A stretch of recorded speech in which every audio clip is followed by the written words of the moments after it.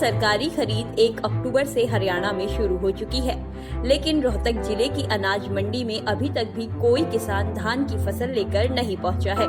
इसीलिए मंडियां खाली पड़ी हैं। मंडी में काम करने वाले मजदूर भी धान की फसल का बेसब्री से इंतजार कर रहे हैं कि मंडी में फसल आए और उन्हें कुछ मजदूरी मिले। मजदूरों का कहना है कि अभी मंडी में फसल आने में 10 से 15 दिन और लगेंगे। वह यहाँ हर दिन आते हैं, कभी मजदूरी मिलती है तो कभी खाली बैठकर ही उन्हें घर जाना पड़ता है। वह सरकार व प्रशासन से प्रार्थना करते हैं कि उन्हें भी कोई ऐसा संसाधन दिया जाए जिससे वह अपने परिवार का गुजर बसर कर सके।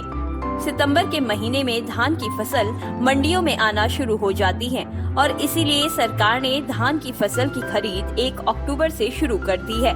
लेकिन रोहतक की अनाज मंडी में कोई भी किसान धान की फसल लेकर अब तक नहीं पहुंचा है, इसलिए मंडियां खाली पड़ी है। यह कहना है मंडी में काम करने वाले मजदूरों का। ऐसे भाई टाइम पर करता हूँ, भाई गाड़ी वाड़ी लोड करता हूँ, उतारता भी हूँ, कभी नहीं मिलता है, कभी ऐसे बैठे रहता हूँ खाली, तो ऐसे चलता है। कोई मजदूरी मिल जाती है, कभी नहीं मिल जाती है, 1-2 दिन में तो मिल जाता है, तो कभी कभी नहीं मिलता है तो बैठे रहते हैं। क्या करो, हमारा चल रहा है, आटा चल रहा है, डिपो का काम वो भी हमारा चलता है ना। 2 दिन की छुट्टी है, बाद में काम चलता है मेरा। ऐसे चलेगा, फिर जैसे वहाँ करेंगे जैसे यहाँ मजदूरी करेंगे, कभी मिलती है कभी नहीं मिलती मजदूरी है। डेली मजदूरी मिलती कहाँ है, डेली तो नहीं मिलती है ना, कभी छुट्टी हो जाती है, कभी नहीं मिलती है। मंडी में मजदूरी करने वाले रविंदर का कहना है कि वह हर दिन मंडी आते हैं और यहाँ खाली बैठकर ही उन्हें घर जाना पड़ता है, क्योंकि कभी मजदूरी मिलती है तो कभी नहीं। इसलिए वो परिवार चलाने के लिए खर्चा भी आढ़तियों से उधार लेते हैं। लेकिन मंडी में अभी तक धान की फसल नहीं पहुँच पाने से उन्हें कोई मजदूरी नहीं मिल रही है।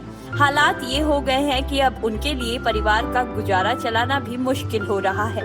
इसलिए वे सरकार से गुजारिश करते हैं कि उन्हें कुछ काम दिया जाए ताकि वह अपने परिवार का गुजारा चला सके। मैं अनाज मंडी में भराई चराई का काम करता हूँ। अभी धानों की खरीद भी नहीं हुई है और धान हमारे यहाँ लेट आते हैं।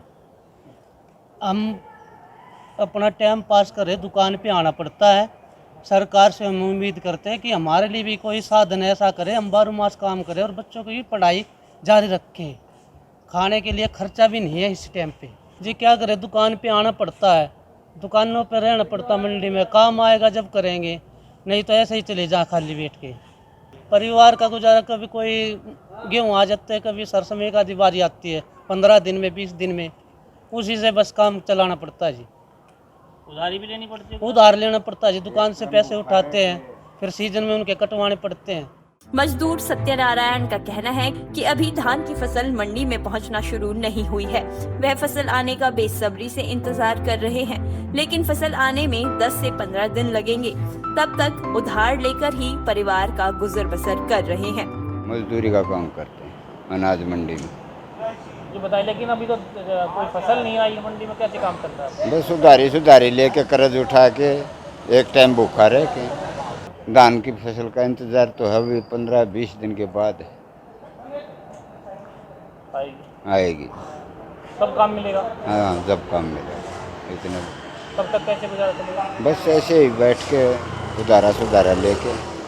आड़तियों के सारे चलते हैं? आड़तियों के सारे यही है, हमारे देते हैं, हमारे को खाली बैठने पर, काम आने पर काट लेते हैं अपने। सरकार से यही उम्मीद करते हैं हम, खाली जिस टाइम में इस टाइम भी हमारा कोई छोटा मोटा काम का प्रबंध करे ताकि हमारा पेट गुजर चल सके, हम अपने बच्चों को पढ़ा लिखा सकें। वहीं रोहतक के जिला उपायुक्त यशपाल यादव ने 1 अक्टूबर को मंडी का दौरा किया और व्यवस्थाओं का जायजा लिया। वहीं जिला उपायुक्त का कहना है कि इस दौरान जिले की सभी मंडियों का दौरा किया गया है।